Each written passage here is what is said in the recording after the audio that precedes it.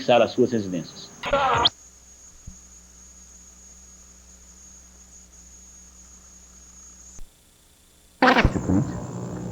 Eu me preparei durante 4 anos de mandato para ser um constituinte. Eu imaginava que o Brasil tinha que passar por uma nova fase a partir da sua Constituição. Levo para a Constituinte, além da minha experiência, a minha vontade de ajudar o Brasil a retomar o caminho da valorização do ser humano.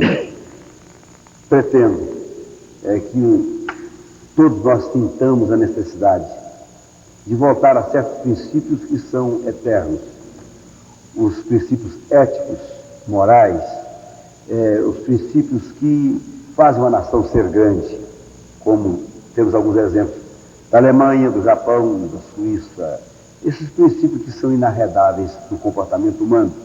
E imagino que o Brasil está ansioso para isso. A nossa juventude anda buscando uma resposta para as suas angústias e não está encontrando. Por quê?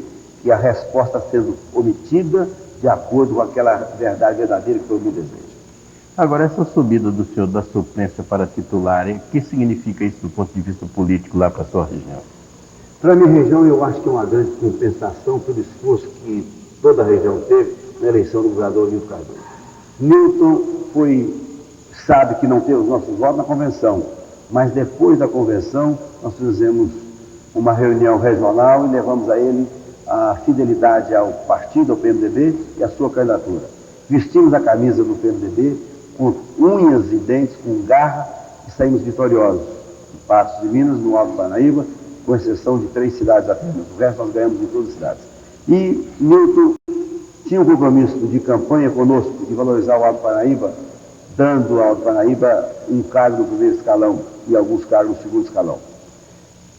Agora, com a suplência, tanto minha quanto do deputado estadual Bernardo Ribeiro de Queiroz, ele houve por bem fazer com que nós dois pudéssemos subir para titulares na Assembleia Nacional Constituinte e na Assembleia Legislativa do Estado de Minas Gerais. Eu acho que é um gesto político muito bom, que a região está duplamente fortificada no cenário estadual e nacional. Agora, do ponto de vista da eleição, o senhor teve uma significativa votação em Patos de Minas. Como é que o senhor analisa isso? Eu analiso que o povo de Patos de Minas foi um povo muito consciente do trabalho que a nova administração do PMDB vem fazendo na região. Desde o senhor prefeito, os seus vereadores, passando pelo deputado federal. O povo responde aos gestos que recebe. E a minha eleição em Patos de Minas foi algo surpreendente. Eu tive mais votos que todos os candidatos a cargos majoritários, mais que o governador eleito Nilton Cardoso, mais que o segundo colocado foi Itamar Franco, e isso me deixa altamente comprometido com o meu povo. Um povo bom, um povo que me conhece pela rua, do jeito que sou constantemente, e sabe do meu trabalho no Congresso Nacional. Pena que algumas cidades onde me apoiaram em 82 não repetiram esse gesto de apoiamento. Em Patos de Minas, eu subi na cotação, na preferência do povo, tive mais 1.000 votos do que na outra eleição, quase 2.000 votos a mais. Isso me deixa realmente compensado. Acho que a minha ida para Brasília agora como constituinte é um prêmio para o povo de Patos de Minas e da região do Alto Parnaíba, onde eu obtive votos majoritários. Agora, doutor Mendonça, o senhor teve como membro da Comissão de Agricultura na Câmara Federal um papel decisivo, muito importante, e trabalhou bastante. Agora o senhor volta quando a agricultura está passando praticamente pela sua maior crise. Como é que o senhor está vendo essa situação de hoje? Ivan, ontem eu reli alguns pronunciamentos meus de partir de 83 sobre a agricultura nacional. Eu tive uma antevisão, como todo homem de bom senso teve, que se o governo, desde a velha república e também na nova república, não mudasse o comportamento da agricultura, nós iríamos chegar onde chegamos. Infelizmente, nós estamos numa situação vexatória perante o mundo todo, sendo um país agricultável e estamos dependendo de importação. Eu imagino que se o governo da nova república, a área econômica, não revisar os seus pontos de vista e não injetar recursos abundantes, principalmente de credibilidade, recursos morais para o agricultor, nós vamos ter uma situação muito difícil. Uma nação só vai para frente com o seu povo alimentado. O povo só é alimentado quando a nação produz e não precisa importar. Importar é muito mais pesado que gastar internamente para produzir. Agora, essa moratória vai criar muita dificuldade para a importação e a agricultura importa alguns insumos básicos do componente de adubo. O senhor acha que isso pode criar mais dificuldades ainda?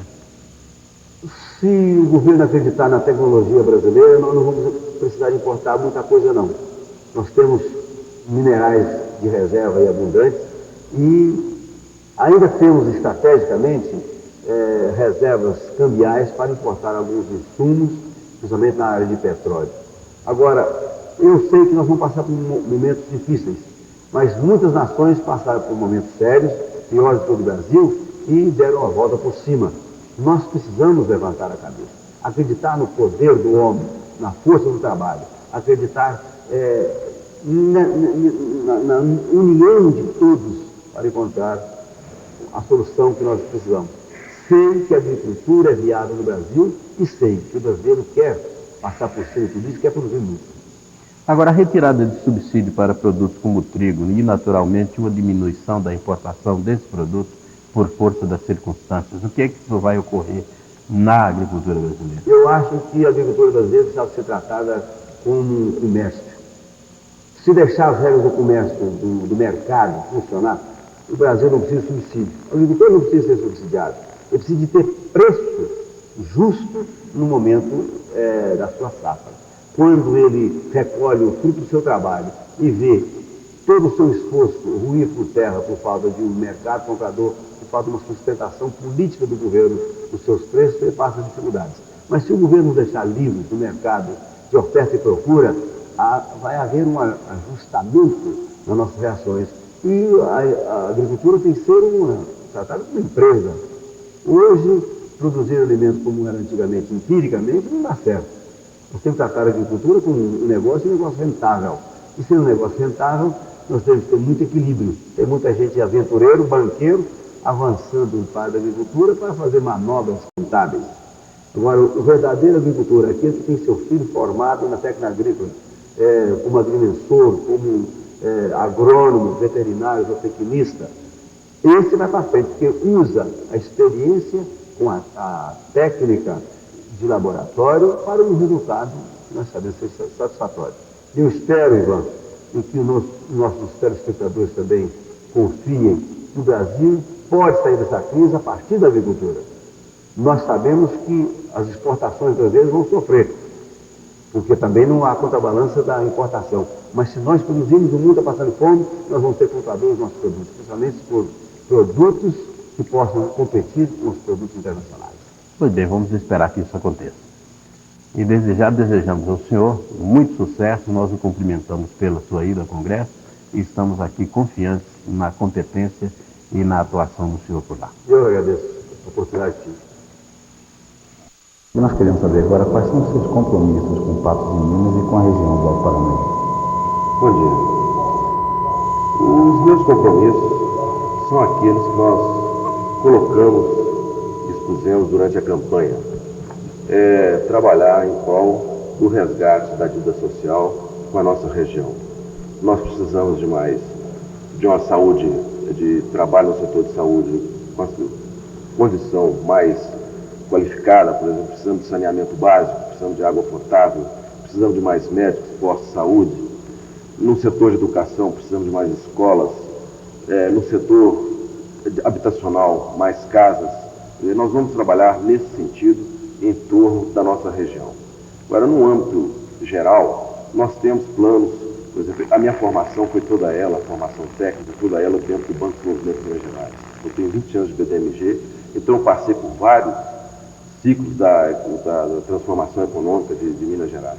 E nós, dentro disso aí, vamos trabalhar, vamos dizer, dentro de uma recuperação, dentro de um programa de recuperação de pecuária leiteira, pecuária de porte, suinicultura, avicultura, não é? E também de mais programas de assentamento de pequenos produtores rurais, não só na nossa região, como em todas as regiões do Estado. Deputado, e essa questão do mando político que o governador disse que está alterando, mas ainda não deu uma linha definida para ela, como é que o senhor vai atuar diante de uma indefinição dessa? Não, isso nós já tivemos uma conversa com o senhor governador e o problema é o seguinte, esse mando político vai ser em termos de diretório regional, prefeito e deputados. E quanto a isso, na nossa região, nós estamos bastante afinados com os diretórios, com os prefeitos e com o deputado federal. Então, à primeira vista, assim, nós não teremos problema com o senhor governador em questão de mando político. Agora, depois de tomada a decisão a nível municipal, quem é que vai ser o porta-voz junto ao governador? O prefeito, o presidente do diretório ou o deputado? O deputado estadual. E nessa questão dessas demissões aí que o governo procedeu na semana passada, como é que o senhor está se posicionando diante disso? Isso aí foi uma sacudida, né? O governador mexeu em todos os setores, com um decreto amplo, né? Mas aos pouquinhos estão se acomodando os vários cargos, né? E na nossa região, em Patos, na nossa região, nós não teremos problema nenhum quanto a isso. As pessoas que estão ocupando esses cargos já estavam afinadas, em sua grande maioria, com o diretório, com os deputados, com os prefeitos, e aos poucos nós estamos reconduzindo essas pessoas aos cargos de origem.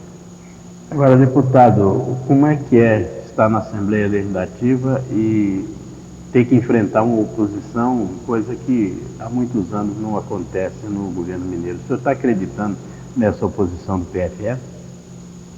De fato, lá nós temos adversários competentes, né? E eles estão fustigando. Mas temos também companheiros do mesmo quilate e temos certeza que, com bom senso, com equilíbrio, nós estaremos trabalhando para um futuro grandioso de Minas Gerais. Agora, dentro dessa nova fase, dessa fase do governo de Nilton Cardoso, aparentemente não comprometido com as chamadas oligarquias mineiras, o que o senhor está esperando que mude em termos políticos no Estado? Vai mudar muita coisa mesmo. Eu acho que com esse tipo de trabalho nós vamos ficar livres de muita presilha, vamos cortar o cordão umbilical de muita coisa que, vamos dizer assim, travava o desenvolvimento geral do nosso Estado. Nós tínhamos aí famílias aí que estavam, vamos dizer assim, vivendo à custa do povo há mais de séculos. Mas isso acabou. Quer dizer, os novos companheiros, eles estão comprometidos com o pessoal de periferia, com o pessoal de baixa renda. Isso é muito importante, é justamente onde nós temos a dificuldade social hoje. E nós temos que lutar para, vamos dizer, ajudar esses nossos irmãos, para que haja um equilíbrio social, para não termos aí, num futuro próximo, uma revolução francesa, uma revolução russa, né? Nós temos que buscar o equilíbrio social e só com a mudança desse tipo é que nós conseguiremos esse equilíbrio social.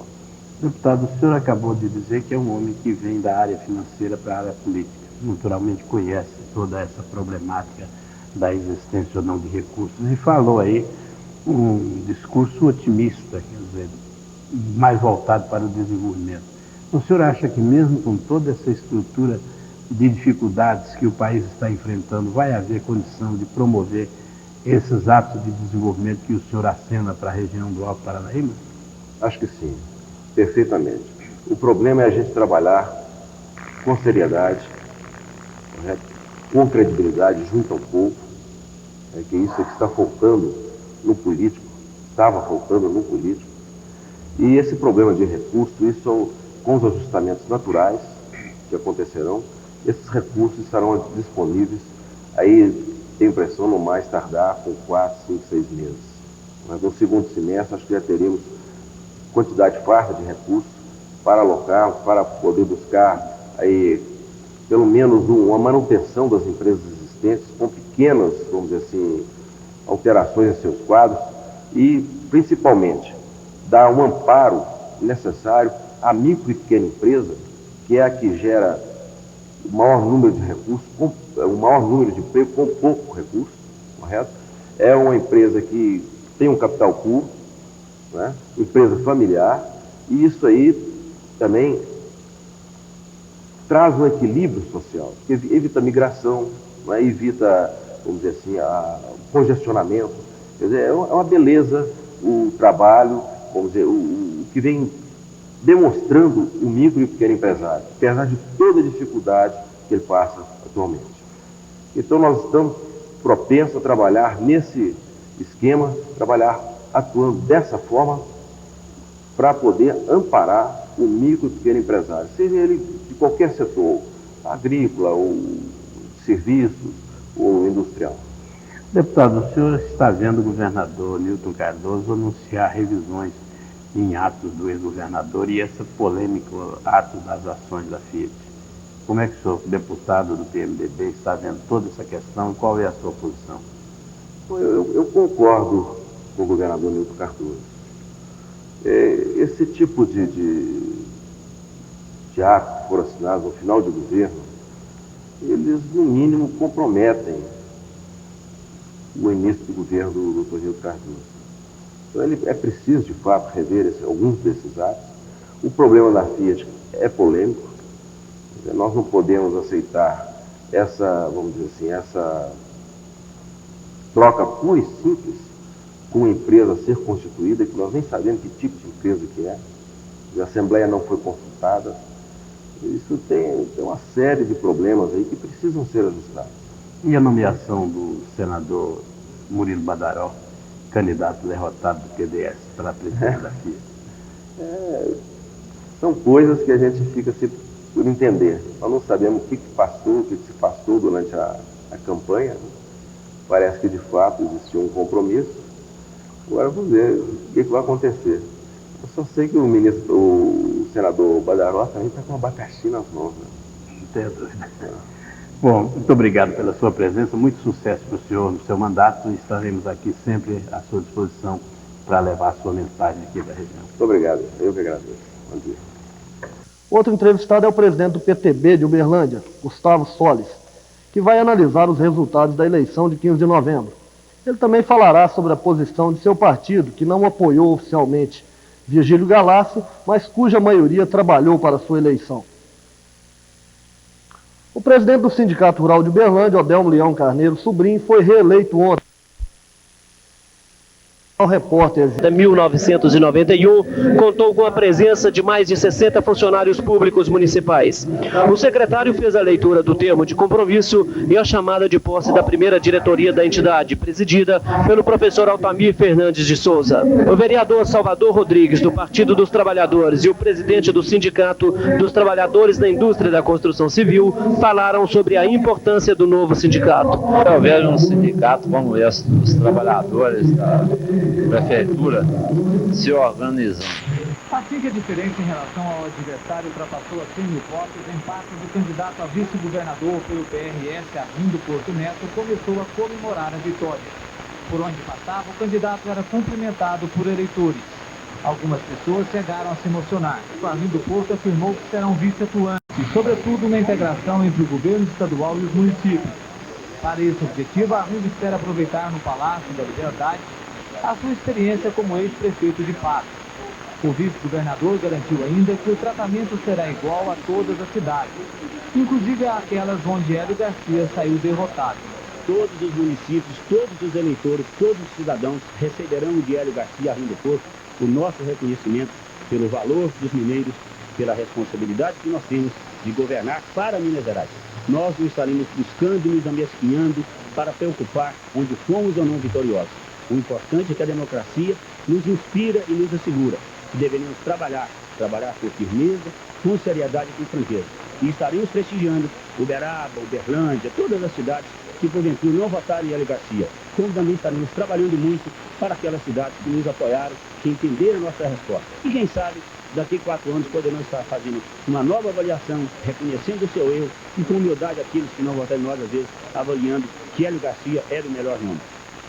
200 mil alevinos de 4 espécies de peixe estão à venda na estação do Ibama em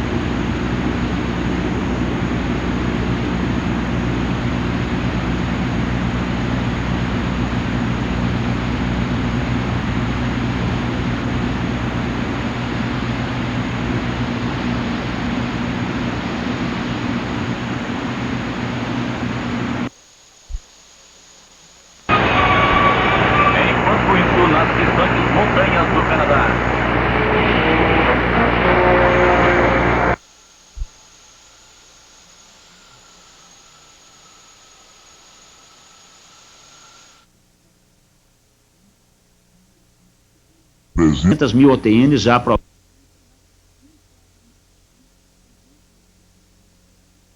federal, visando a dar continuidade a 2 obras de saneamento que eu considero altamente importantes para o nosso município. Uma boa tarde e até amanhã.